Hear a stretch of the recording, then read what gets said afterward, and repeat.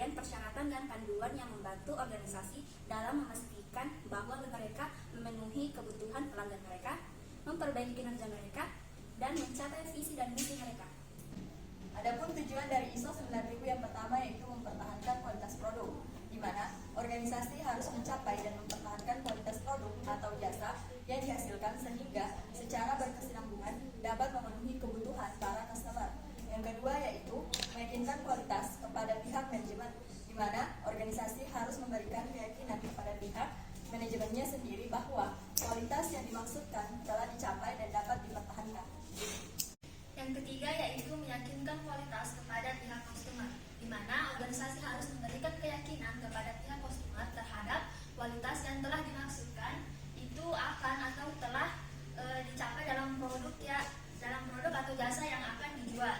Kemudian yang keempat yaitu memberikan jaminan kualitas. Organisasi harus memberikan jaminan kualitas dalam konteks kontraktual dengan pihak eksternal. Adapun manfaat ISO 9000 yaitu pertama merupakan pendekatan sistematis dan praktis ke arah manajemen mutu, kedua mendorong konsistensi dalam proses kegiatan pemeliharaan mutu produk, yang ketiga merupakan dasar untuk program perbaikan mutu selanjutnya, dan yang keempat untuk memberikan pelayanan terbaik bagi pelanggan, yang kelima meningkatkan keunggulan dalam bersaing dengan kompetitor, yang keenam kebutuhan dan harapan yang semakin meningkat, yang ketujuh kebutuhan akan standar untuk mengiringi kemampuan bisnis, dan yang terakhir kesesuaian dengan standar lain. Baiklah, di sini saya akan menjelaskan tentang prinsip manajemen mutu ISO 9000. Yang pertama, fokus pada pelanggan, artinya organisasi tergantung pada pelanggan mereka. Karena itu, manajemen organisasi harus memahami kebutuhan pelanggan sekarang dan masa yang akan datang, serta harus memenuhi kebutuhan pelanggan dan giat berusaha melebihi harapan pelanggan. Yang kedua, kepemimpinan. Artinya, pimpinan puncak organisasi menetapkan kesatuan, tujuan, dan arah dari organisasi. Mereka harus menciptakan dan memelihara lingkungan internal agar orang-orang dapat menjadi terlibat secara penuh dalam mencapai tujuan-tujuan organisasi.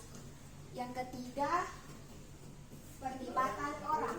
Artinya, orang pada semua tingkat merupakan faktor yang sangat penting dari suatu organisasi, dan keterlibatan mereka secara penuh akan memungkinkan kemampuan mereka digunakan untuk manfaat organisasi. Yang keempat, pendekatan proses. Artinya, suatu hasil yang diinginkan akan mencapai secara lebih efisien apabila aktivitas dan sumber-sumber daya yang berkaitan dikelola sebagai suatu proses. Suatu proses mengubah masukan atau input terukur ke dalam keluaran atau output terukur melalui sejumlah langkah berurutan yang terorganisasi. Yang kelima adalah pendekatan sistem pada manajemen, memberikan kontribusi pada efektivitas dan efisiensi organisasi dalam mencapai tujuan-tujuannya. Yang keenam yaitu perbaikan berkesinambungan. Perbaikan berkesinambungan dari kinerja organisasi secara keseluruhan harus menjadi tujuan utama dari organisasi. Yang ketujuh yaitu pendekatan fakta pada pengambilan keputusan. Keputusan yang efektif adalah yang berdasarkan pada analisis data dan informasi untuk menghilangkan akar penyebab masalah. Dan yang terakhir yaitu hubungan yang saling menguntungkan. Dengan pemasok suhu organisasi dan pemasok adalah saling tergantung akan meningkatkan kemampuan bersama dalam menciptakan nilai tambah. Selain prinsip-prinsip manajemen mutu, standar ISO 9000 juga mencangkup persyaratan minimum yang harus dipenuhi oleh organisasi yang ingin memperoleh sertifikat ISO 9000. Beberapa persyaratan tersebut yang pertama yaitu kebijakan mutu. Kebijakan mutu adalah organisasi yang harus memiliki kebijakan mutu tertulis yang mendukung tujuan dan strategi organisasi. Yang kedua yaitu perencanaan mutu. Organisasi harus merencanakan tindakan untuk memenuhi persyaratan mutu dan memperbaiki kinerja. Yang ketiga yaitu kontrol dokumen. Organisasi harus memiliki prosedur untuk mengontrol dokumen-dokumen yang terkait dengan sistem manajemen mutu. Keempat, yaitu kontrol rekaman, di mana sebuah organisasi harus memiliki prosedur untuk mengontrol rekaman-rekaman yang dihasilkan dalam pelaksanaan sistem manajemen mutu. Kelima, audit internal, di mana sebuah organisasi harus melakukan audit internal untuk memeriksa kerja sistem manajemen mutu. Dan keenam yaitu tindakan perbaikan, di mana sebuah organisasi harus memiliki prosedur untuk mengidentifikasi dan memperbaiki masalah yang terkait dengan sistem manajemen mutu.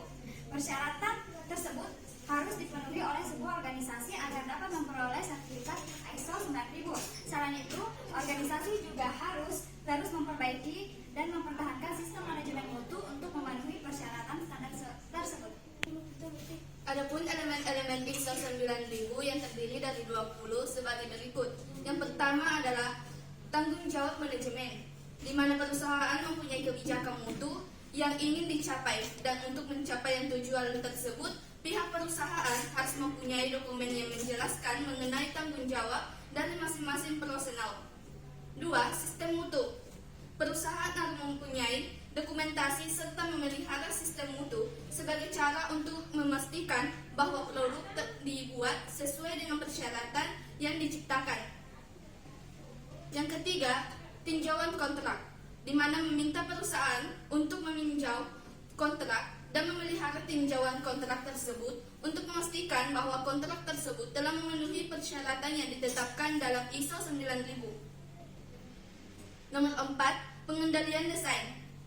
Perusahaan harus melakukan pendetailan terhadap desain yang mereka buat, sehingga nantinya produk yang dihasilkan akan sesuai dengan yang disyaratkan dalam kontrak. Nomor 5, pengendalian dokumen dan data. Perusahaan harus mempunyai prosedur yang mengendalikan dokumen dan data, sehingga nantinya perusahaan dapat melakukan peninjauan terhadap data dan dokumen yang ada, dan menentukan apakah dokumen data tersebut masih dipakai atau tidak. 6. Pembelian. Meminta perusahaan untuk memelihara dokumen pembelian untuk memastikan bahwa produk yang dibeli sesuai dengan permintaan dan memenuhi persyaratan yang ditetapkan oleh ISO 9000. Di samping itu, perusahaan juga harus mengadakan evaluasi dan penilaian terhadap pemasok mereka, sehingga perusahaan yakin bahwa pemasok mereka membuat produk yang sesuai dengan yang dipesan. Rekaman mengenai evaluasi dan penilaian terhadap pemasok harus dipelihara. Pihak perusahaan juga harus mempunyai daftar mengenai pemasok yang mereka miliki, yang mana di samping berisi nama dan alamat juga berisi mengenai pelayanan yang mereka berikan. 7. Pengendalian produk yang dipasok oleh pelanggan. Jika pelanggan memasok produk kepada pihak perusahaan untuk diproduksi, maka pihak perusahaan harus melakukan verifikasi atas produk mereka tersebut dengan cara yang sama seperti yang melakukan verifikasi atas produk mereka sendiri, melaporkan kepada pelanggan jika ditemukan kecacatan atau ketidaksesuaian atas produk tersebut. Pihak perusahaan juga harus melaporkan kepada pelanggan terhadap segala sesuatu yang telah dilakukan terhadap produk yang dipasok oleh pelanggan jika ditemukan ketidaksesuaian. 8. Identifikasi dan ketelusuran produk. Perusahaan bertanggung jawab untuk memastikan bahwa semua produk telah diidentifikasi selama proses pembuatan dan memelihara prosedur serta rekaman dari keakuratan material tersebut, dan melaporkan status dari material. Penelusuran perlu dilakukan perusahaan untuk mencari penyebab dari kerusakan jika terjadi kerusakan pada produk yang dibuat, di mana hal ini dapat dilakukan dari awal proses atau penelusuran melalui backboard pada saat proses. 9. Pengendalian proses.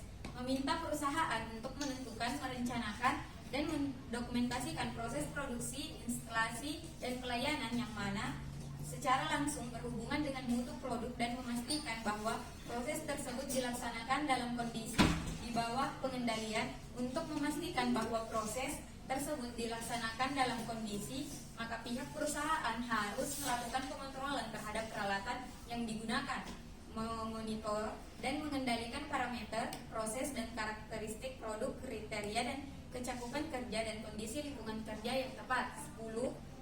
Inspeksi dan pengujian. Perusahaan harus membuat dan memelihara prosedur yang terdokumentasikan untuk semua inspeksi dan pengujian yang dilakukan agar dapat menegaskan bahwa produk yang dibuat telah memenuhi persyaratan yang ditetapkan, serta merekam semua hasil inspeksi dan pengujian yang dilakukan. Penilaian dan pengujian yang dilaksanakan adalah pemilikan dan pengujian penerimaan, pemilikan dan pengujian saat proses, dan pemilikan dan pengujian akhir.